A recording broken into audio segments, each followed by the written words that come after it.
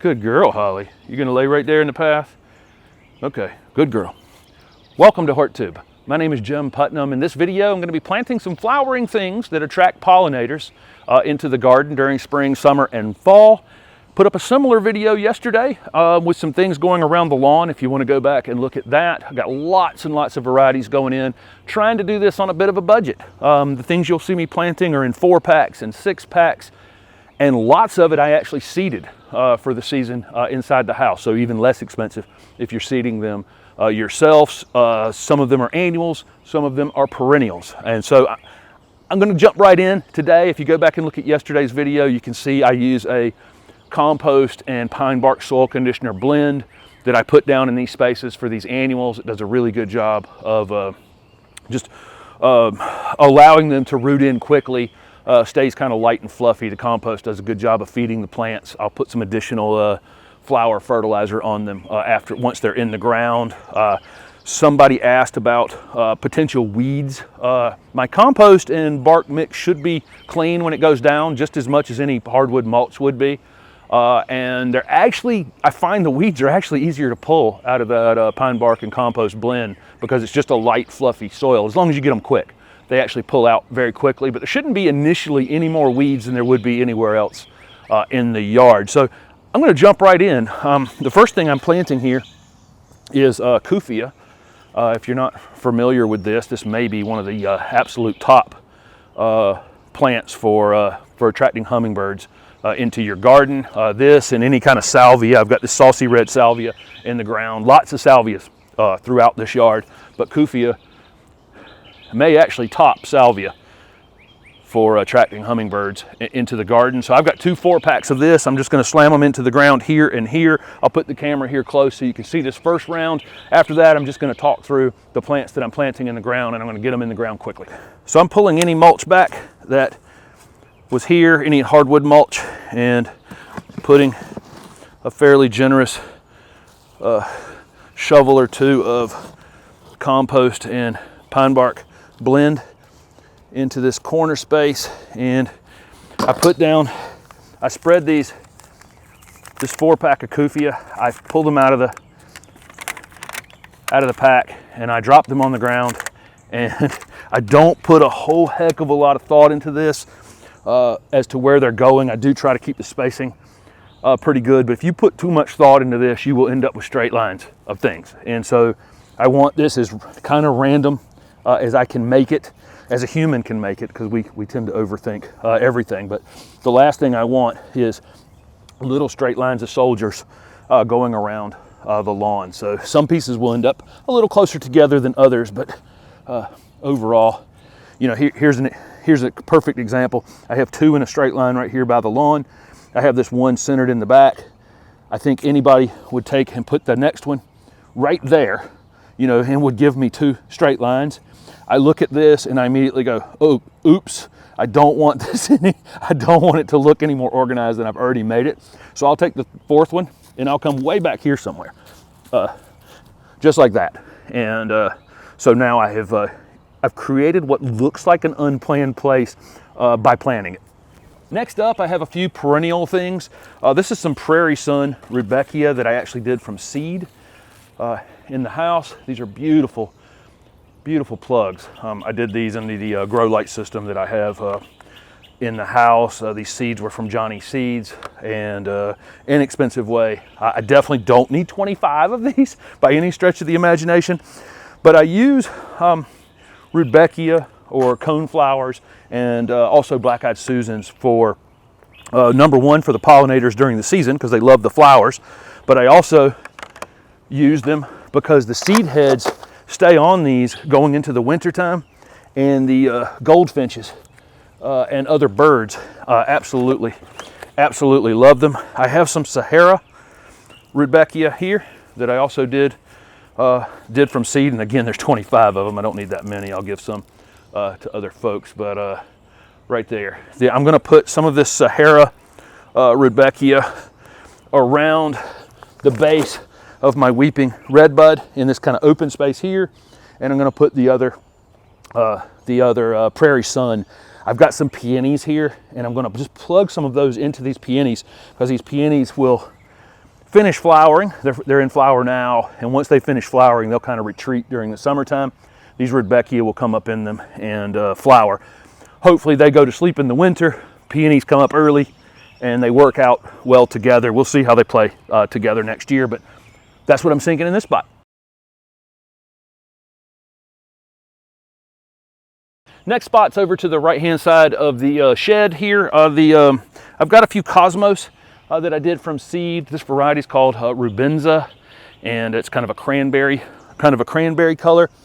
The astute of you will notice that there were no rocks in this backyard yesterday, and yesterday afternoon I put a bunch of them in. I'll show you those when we walk around at the end of this. I've got a purple annual salvia right here called Vista Purple, and a kind of a purple vinca called Tattoo Blueberry, and this should be a little mixes of purple shades around this stone, and here we go.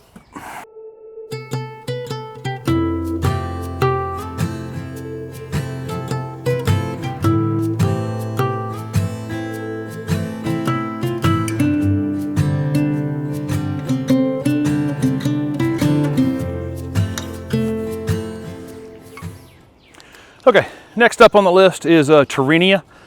This is a pink Terenia right here. I've got some others going into the garden as well. This is a great summer flowering annual that hummingbirds just absolutely go crazy for. I had some in a container next to the back door here last year, and I'd have the hummingbirds come right up to my side. So I'm going to get these in the ground on this corner. I just put this stone in just a second ago, and they're just going to be planted right behind it to come up over it.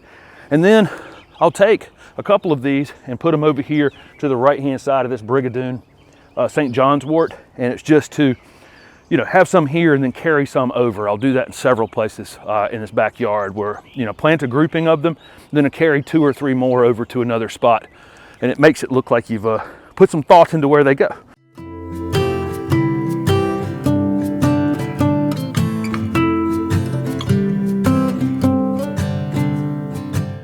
I had this Victoria Blue Salvia come back. This is one that most years comes back for me, but it can be it can be killed in a winter if we had a severe winter. But it came back this year, and it's all that kind of bluish purple color. And I'm going to put some Victoria White in here with it, and just make that mix of blue and white. Then I'm going to add some additional blue to this area with some ageratum, and had this over here last year. This area stays a little more shady than some other spaces in my yard, and this ageratum did fantastic here. Just a solid blue, about 1.5 foot tall ball, honestly, back here. I'll cut it a couple times during the season. And then one other thing I have is some Valkyrie asters that I did from seed. All of these things I did from seed. This little 4-pack of Victoria White Salvia was purchased, and everything else you're seeing in this little segment here I did in the house, but here's these little Valkyrie asters, which will bloom all summer long, and they didn't seem to mind this part shade condition on this side, so that's what's going here. So let's take a look at these things in the ground. They're ageratum here, and they're going to go throughout this area. There's more of them to go in, but I got some in for you guys to see. This Valkyrie aster, and then added the white salvia around all of the blue salvia. Had some of the blue salvia come up on the other side of what was about to be a stone path. You saw me put the stone in on the corner right here, and you're about to see other stones that I've added to the yard yesterday afternoon as well. Terenia went in there. There's some lobelia that got planted the other day that I had done from seed that should look great with this Brigadoon St. John's wort. Couple Terenia got added in over there. If you watched yesterday's video, you know all of the things that were put in along the edge of this turf yesterday. Holly is lounging about on the grass. She loves this. She loves this spot. I planted additional Angelonia to this side of the back steps yesterday. I did them on the other side, and then this little dwarf blue spruce went in. And then a purple pixie, loropetalum, went into that space. And again, all these salvias were planted yesterday, if you saw that video. I'm going to move out here into a sunnier area. Let me adjust as I go. The Koofia went in on the corner in this video, more of it into that space. None of these rocks were in place yesterday. I'm actually using these. My water hose comes through this area, and I left a little lip under that stone right there, so the hose can go under it and slide. Same thing right there. There's a little gap under it. These 3 stones have a euphorbia planted in the middle of them. Rosemary is about to go in the ground next to it. And then same thing on these stones in this area. They have a little lip under them, so the water hose can just go around them. You saw, sorry about my shadow here. You saw the Sahara Rudbeckia go into that spot, and the Prairie Sun Rudbeckia went into the middle of the peonies, and then crossing over to the right hand side of the building here, the Vinca, Salvia, and Cosmos. And then on the other side of the fence, I want to show you guys something real quick.